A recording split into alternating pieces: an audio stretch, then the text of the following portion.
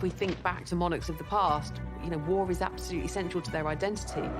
By the First and Second World War, the role of monarchs in wartime had changed. George VI and Queen Elizabeth were very much aware that World War II was not just fighting on the battlefield, it was also a propaganda fight. Tonight, how the Second World War redefined our royal family.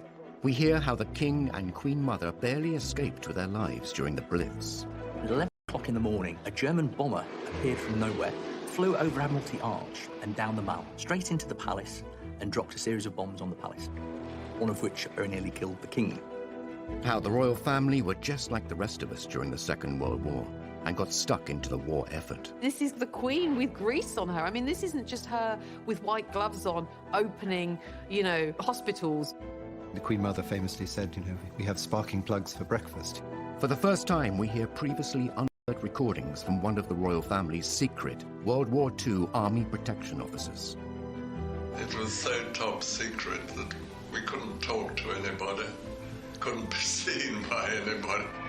And the new relationship that blossomed between the royal family and the British public. From the low point of the abdication, when they'd been called for a republic, here we are just 4 years later, and the King has somehow come to represent the whole spirit of the country, that resilience, that fighting spirit, that we can do it.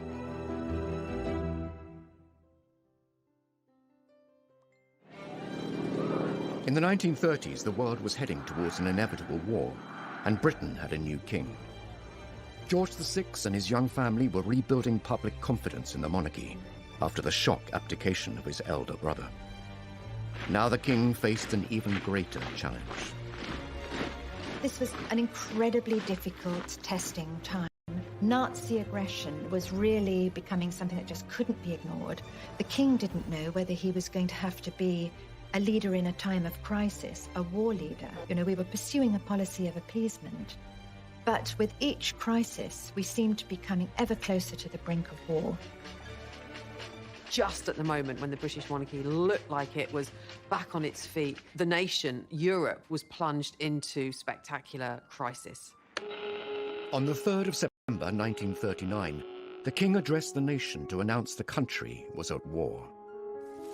For the second time in the lives of most of us, we are at war.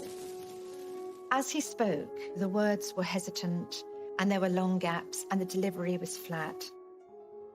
Goebbels, Hitler's propaganda minister, wrote in his diary, another speech, it looks as though it's symbolic of the whole country, a sign of weakness. This would prove to be a miscalculation by Germany. King George VI was far from weak. As a young prince, he had fought for king and country. He was no stranger to the theatre of war. The King, of course, himself was a military man. He'd served in the First World War. He was a 20-year-old on HMS Collingwood during the Battle of Jutland in 1916. So he actually had wartime experience. In fact, he's the only 20th century monarch to have fought in a conflict zone. And then he finds himself in 1939 in charge of a country that, in many respects, isn't ready for war. And he leads from the front. Now king, George had no active military role, but he was determined to support troops fighting in his name. Once the war actually really moves into its ascendancy with the German attack from May 1940 onwards, he dedicates himself relentlessly to maintaining national morale. The king and his family were soon to prove to the British public that they would stand by them. They would face the hardships of war together. Suddenly Britain was galvanized to be on a war footing. And what was very, very impressive at the time is that the King and the Queen stayed. Many aristocrats in Britain fled when they heard that war was imminent, and they said to the King and Queen, you should go too, you should go to Canada, where you'll be completely safe. And they said no. The Queen made an announcement that children won't go without me. I won't leave the King, and the King would never leave under any circumstances. The royal family embarked upon their own mission to raise the morale of the troops and of the public. They visited factories, they visited munitions, they visited troops all over the country. By all reports, the days that followed, productivity rates went up. There was a real sense that they galvanised people and given them a sort of new sense of vigour. Sequel to the Big Blitz, the visit of Their Majesties the King and Queen to districts in East London which suffered very severely. George VI and Queen Elizabeth were very much aware that World War II was not just fighting on the battlefield, it was also a propaganda fight. When they went around these bomb sites, people were just amazed. There was the Queen in all her jewellery and her furs, and on one occasion, there was a little dog who was half buried under rubble, and the dog was absolutely terrified, and no one could get it out.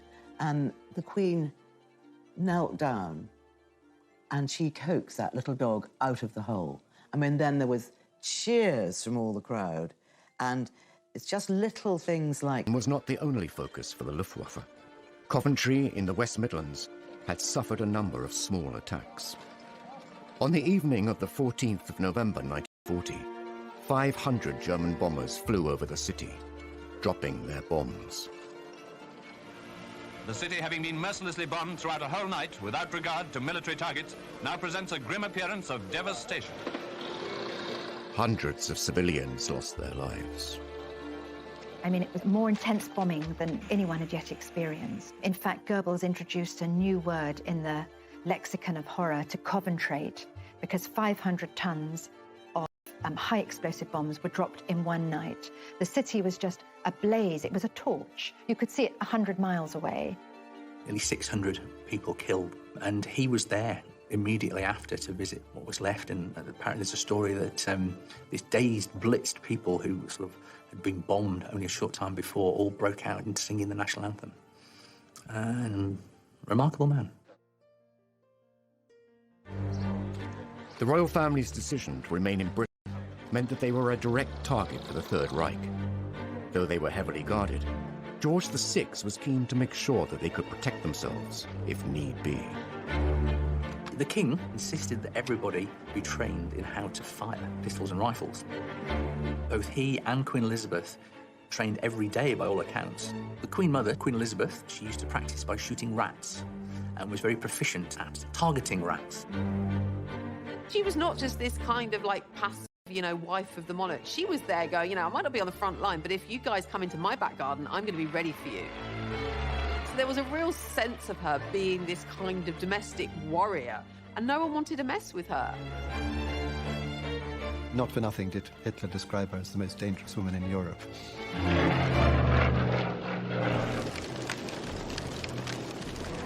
As the conflict continued, it became clear that this was not just a war on the front lines. At home, the King and Queen were finding other ways to stop Hitler breaking the spirit of the country by standing resolute with their people during the Blitz, putting their own lives at risk. She saw 2 bombs falling just outside the window. They heard the explosion. Then there was a great shower up of smoke and debris, and they sort of threw themselves out into the corridor. Buckingham Palace was being bombed. During the Second World War, the royal family were determined to show that they were not just privileged aristocrats. They were at one with the public. They would not run and hide, and they too would feel the struggle. For this monarchy to be seen as a family, without the kind of trappings of power and pageantry. And that was very much what George VI, Queen Elizabeth, and those around them in the palace pushed as the image. It was a normal domestic family facing the war, the austerity of the war, the fears of the war, the crisis of the war, the danger of the war, just like everybody else. From the low point of the abdication, when they'd been called for a republic, here we are just 4 years later, and the king has somehow come to represent the whole spirit of the country, that resilience, that fighting spirit, that we can do it. He's somehow come to epitomize that. It wasn't simply propaganda. The royal family were living the war like millions of other families in the UK. But unlike everyone else, they were individual targets for the Nazis. Decisions and plans had to be made. Losing the British royal family was unthinkable. In May of 1940, there's a sudden realization that Britain's security is actually now under threat. And this is when, for the first time, you have this idea of evacuating the monarchy away from London to the area which potentially would be the safest if there was a German attack. It's actually Worcestershire, it's about the furthest away from the coast. And also it was deemed to be the best in terms of communication. And with that, a force would be specifically created in secret, and their role was to, in the event of an invasion, protect the royal family, to move them out of London to one of these other safe places. Formed in the summer of 1940, this group had access to anything that they needed. The King and Queen were supposed to have a little suitcase packed and ready at all times to go. And if they were in Buckingham Palace and the worst happened and the invasion began, they would be bundled into the first ever bulletproof car in the UK, along with a number of armoured cars. As one of the men involved said, they were hugely honoured to have been given this mission, but they knew that their role in the event of the worst-case scenario was to fight to the last man. Professor Andrew Stewart spoke with one of those men charged with protecting the royals, Sir Geoffrey Darrell, before his death in 2013. He gave an incredible insight into how they prepared to keep the family safe in recordings never previously heard. On the code word Cromwell, we packed up and went straight in our buses. It was so top secret that we couldn't talk to anybody, couldn't be seen by anybody. Mike Tomping saw them when they were at Windsor. He took the princesses for a ride in the armoured cars that they were going to be in if they had to go to one of the houses. As the Nazi forces increased, the royal family too moved the young princesses to a safer location, Windsor Castle. The future monarch and her sister were repeatedly drilled in what to do if the castle came under attack. For the initial period, they sheltered in the dungeons because they were the most secure part of the castle.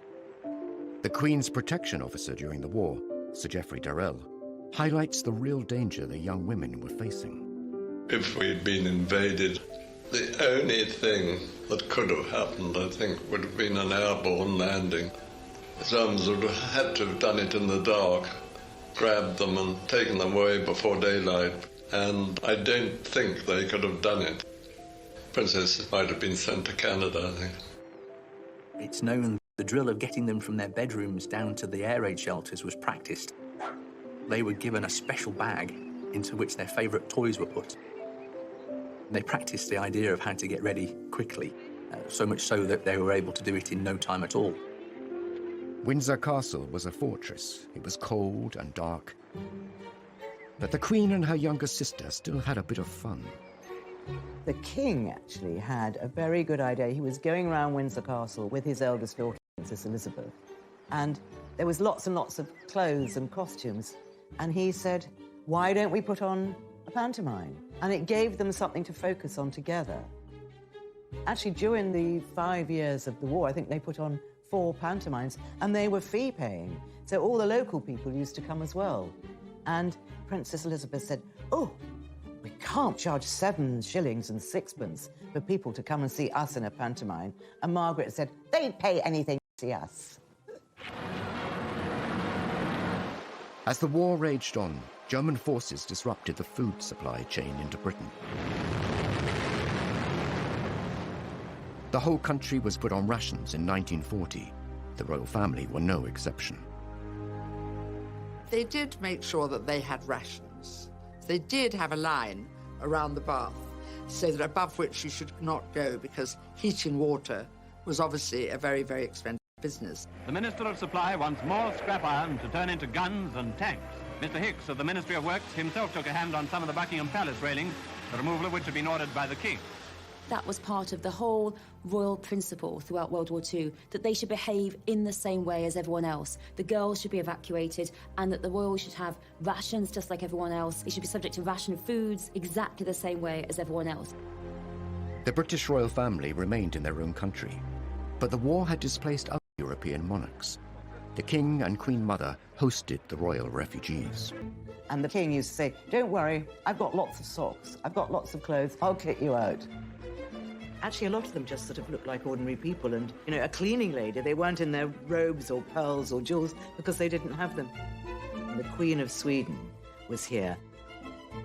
Wearing such humble attire, the Swedish Queen realized that if anything happened to her, no one would know who she really was.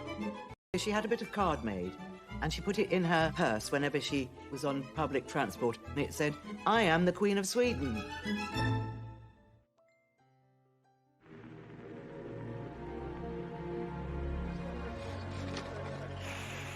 Families across the country were facing the loss of loved ones. Over 450,000 British lives were taken in the war. While the senior royals were not in active service, the King's brother, Prince George, the Duke of Kent, was serving in the RAF. He was tragically killed in a plane crash while on duty. It brought home just the tragic losses that basically everybody was not far removed from. Most people in their families, of course, had lost someone, and the royal family, in that sense, were no different.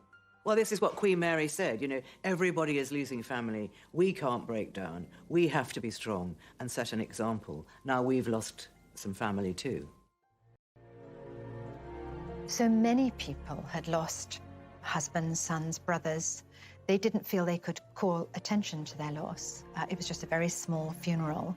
And there's a very evocative description by Noel Coward, because when everyone was trying so hard to control their grief, when the coffin was brought in with his RAF cap on it, Noel Coward says he could feel his face. He just had tears rolling down his cheeks, and he was relieved to see that the King and Mountbatten were exactly the same. Aerial bombing raids were happening across the country. London was bombed more heavily and more often than other cities. Now, civilians were in Hitler's sights. They thought if there was continuous bombing of London, they would drive the civilian population mad and Britain would surrender. And on the 7th of September 1940, the largest aerial formation ever seen darkened the skies coming across the English Channel towards London. And suddenly, the East End was ablaze. Buckingham Palace was a key target for the German Luftwaffe. The palace was hit repeatedly during the Blitz. Buckingham Palace was actually bombed 16 times during the war, and of those 16 times, 9 of the actual bombing raids caused damage, one of which on Friday the 13th of September 1940 very nearly killed the King. At 11 o'clock in the morning, a German bomber appeared from nowhere, dropped below the clouds, flew over Admiralty Arch and down the Mall, dropped a series of bombs on the palace. The King was with the Queen and his private secretary in his private sitting room, just getting ready for the day's work. And they saw 2 bombs falling just outside the window. They heard the explosion. Then there was a great sort of shower up of smoke and debris. And they just had time to register, you know, that things were very wrong. And they sort of threw themselves out into the corridor and only afterwards realized just what exactly was happening, that Buckingham Palace was being bombed. The precise nature of the attack led the King himself to wonder if his own family in Germany were behind the bombing. In fact, it was suggested that the only way that that aircraft could have carried out the attack was if it was somebody who had an intimate knowledge of the palace. And in fact, for a long time, the suggestion was it was a gentleman called Prince Christoph of Hesse, who was a distant relative but had visited the palace a number of times prior to the war. This was a turning point for the royal family and his relationship with the British public. They did something unprecedented. The media were actually invited into Buckingham Palace and were shown around the damage and were told the story of what had happened. This was revelatory. This had not happened before. Latest outrage of the Nazis' indiscriminate fury is the bombing of Buckingham Palace. Remember, most people hadn't seen the inside of Buckingham Palace. They showed the brickwork that's fallen apart, all the masonry that had been left, and the danger there was to the King and Queen. So I think people felt, OK, they're going through a slightly better version of the war than we are. They weren't going to the tube every night to hide, but they were suffering from the same problems. They stood for something. It meant something to people that they were still there in the midst of all this. The King and Queen had changed the way the royal family interacted with the public. No longer were they closed off. Now they were out and about, being seen, commiserating, consoling, and encouraging the war effort.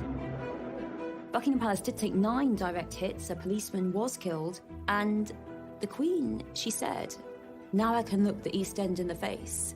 And she felt very strongly that because her home had been bombed, it put her on the same level as all these people who'd suffered so much. And we do see a change and a lot more support for the royals after this moment.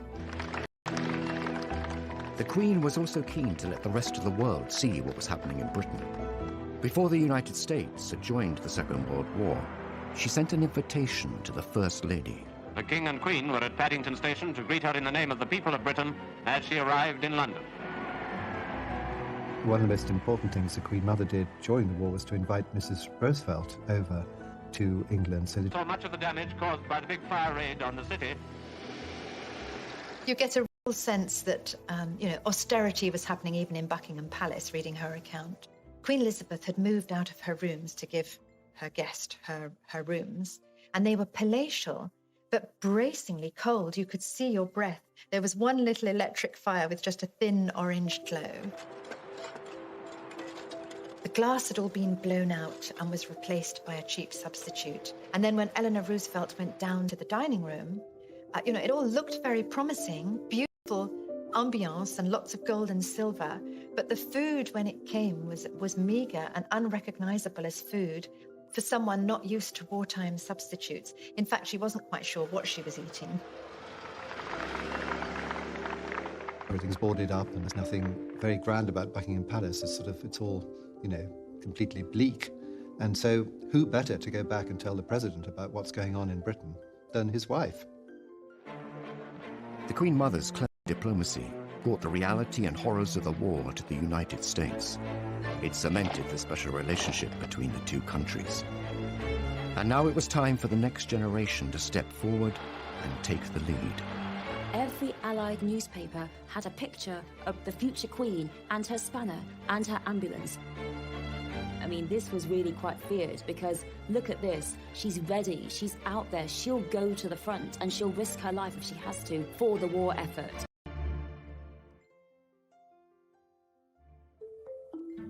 Historically, kings and queens were conquerors, bringing back the spoils of war. Monarchs like Henry IV and George II were seen on the front line. The monarchy really had always in history been about military pursuits. I mean, that was really, you became monarch through military might, and one of the kind of key aspects of being monarch was defense and being seen to lead an army into war. I mean, if we think back to monarchs of the past, war is absolutely central to their identity. By the Second World War, things had changed, and it was the battle on the home front that would win public support. With George VI, it wasn't that he was going to be on the front line with the troops, leading troops into battle, but he was seen to kind of shore up the home front. And in that sense, he had a very active role in the war. He was part of the forces, even though he wasn't actually fighting. War was raging across Europe, and the King and Queen Mother remained in London with their daughters safe in Windsor. The Queen and her younger sister Margaret were growing up and wanted to be more involved in the war effort. At just 14 years old, the Queen reached out to other children across the empire. She did away from their parents, again, just like her mother, really saying, come on, guys, we've got to step up, we've got to steel ourselves, we've got to do the right thing for the right cause here, be brave, be brave. My sister and I, all of us children who are still at home, think continually of our friends and relations who have gone overseas, who have travelled thousands of miles to find a wartime home and a kindly welcome in Canada, Australia, New Zealand, South Africa, and the United States of America. We know, every one of us, that in the end all will be well, for God will care for us and give us victory and peace. And when peace comes, remember, it will be for us, the children of today, to make the world of tomorrow a better and happier place. It's one of the first public things that she ever did, and Princess Margaret chirps in at the end to say goodnight to them. Come on, Margaret. Good night, children. Good night, and good luck to you all.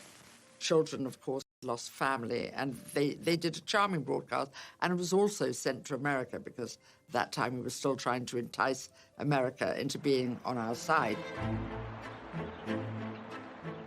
The Queen soon took on other public duties. On the 21st of April 1942, she turned 16 and was appointed Colonel-in-Chief of the Grenadier Guards by her father. That same day, she made her first official public appearance as she inspected her troops. She was only a child when war broke out, really very young, and she had to grow up without her parents, but also expected, really from quite a young age, to take on a leadership role.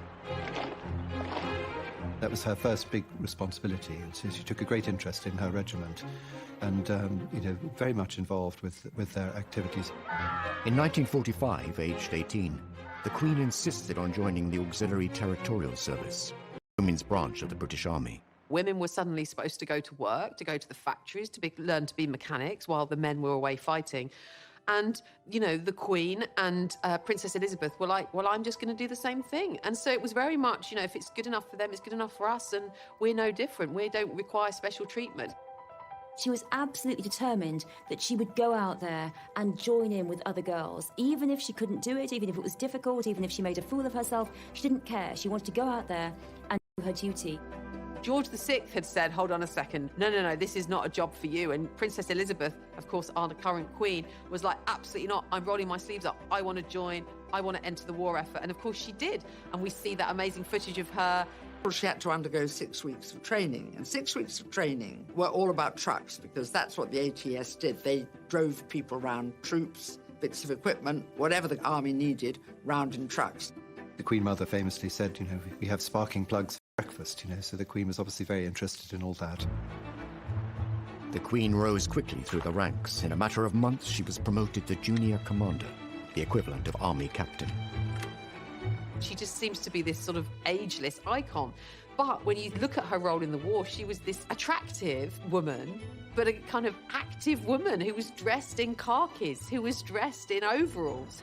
This is the Queen with grease on her. I mean, this isn't just her with white gloves on, opening, hospitals or, unveiling plaques. This is her actually doing a job of work.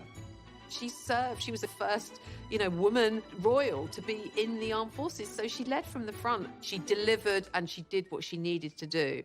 And I suppose she's lived that out ever since. And her remarkable longevity and sense of duty. And I think the Queen never took the easy path. And it would have been quite easy for her not to join the ATS, to stay in Windsor Castle with Margaret. Images of the future Queen in overalls driving large vehicles were widely distributed and became a powerful propaganda tool. The picture of the young Queen in her ATS uniform training for this difficult, dangerous work, that really cannot be underestimated, what effect it had on the morale of the people and also on the morale of the enemy. The fact that the future Queen was not protected, not wrapped in cotton wool, that she'd suffered bombings, that she'd been through it all, and now here she was training to go out on the front.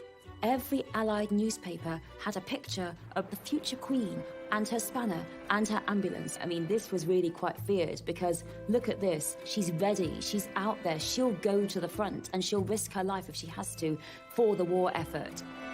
She's always said she had a very happy time meeting other girls who'd volunteered and worked for the ATS.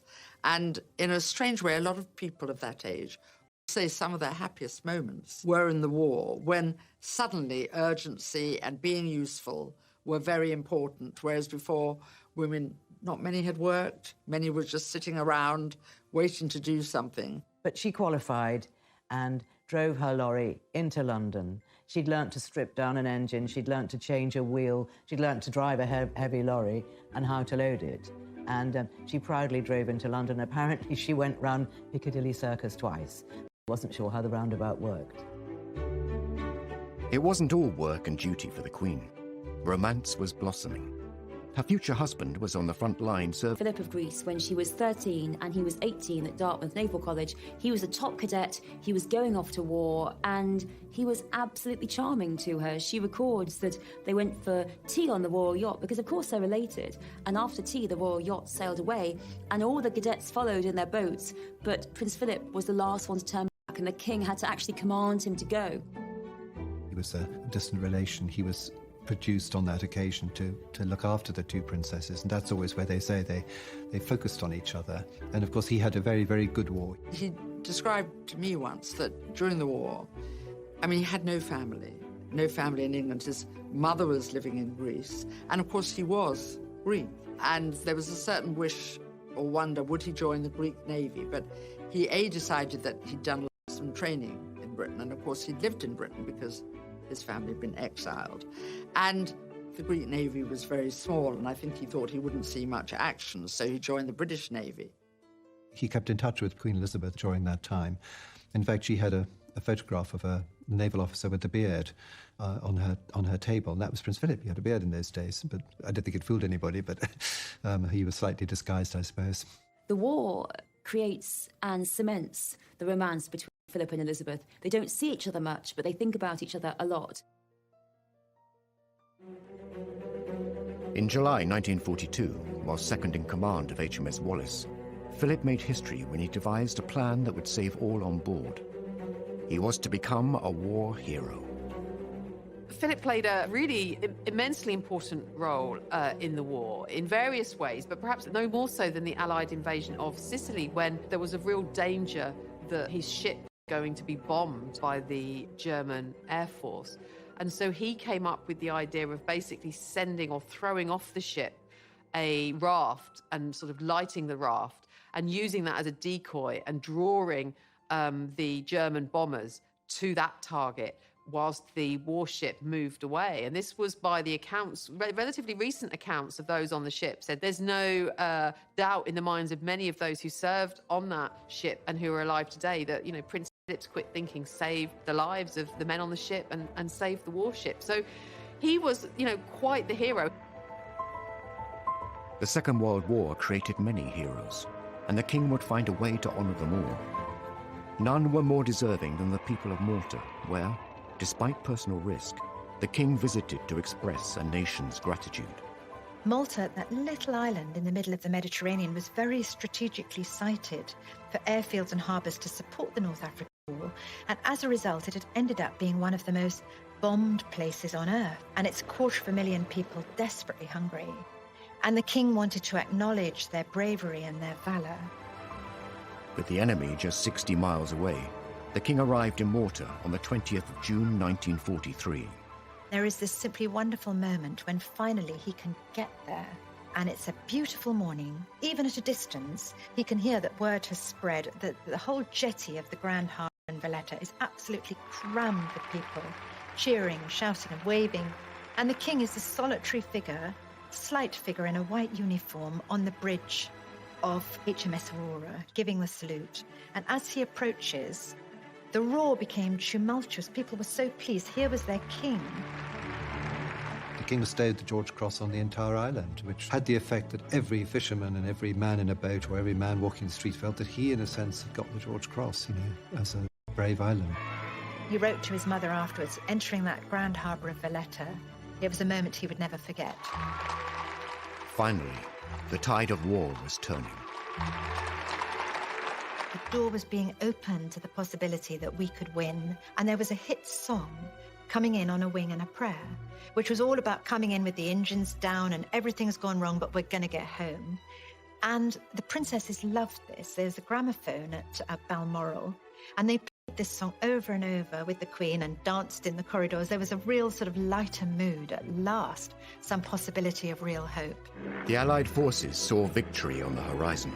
Soon, the future Queen and her younger sister would enjoy a rare moment of anonymity, up close and personal with their subjects. The king, who was such a cautious man, he too was so happy. He said, yes, off you go. On the 8th of May 1945, after 6 long years, the Prime Minister announced that war had come to an end. The country woke up to the wonder of it all. VE Day, Victory Day, a day like no other, a day they had, been fighting for.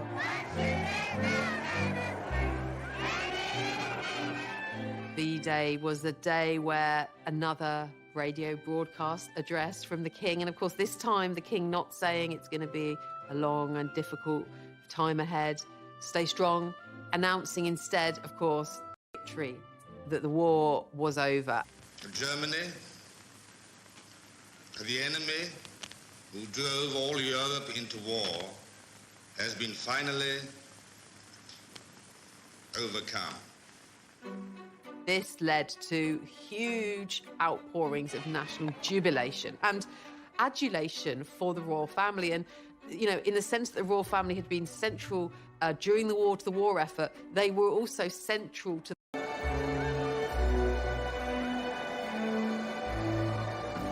Then the crowd makes its way to the Mall.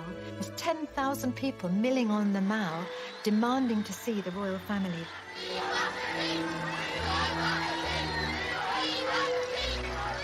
After years bound by the constraints of war, the future queen and her sister Margaret were desperate to get in amongst the celebrations.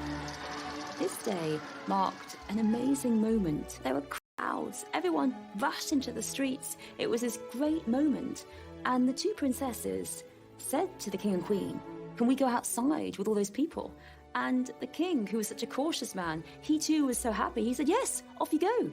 And that seems unbelievable because it was absolute chaos outside.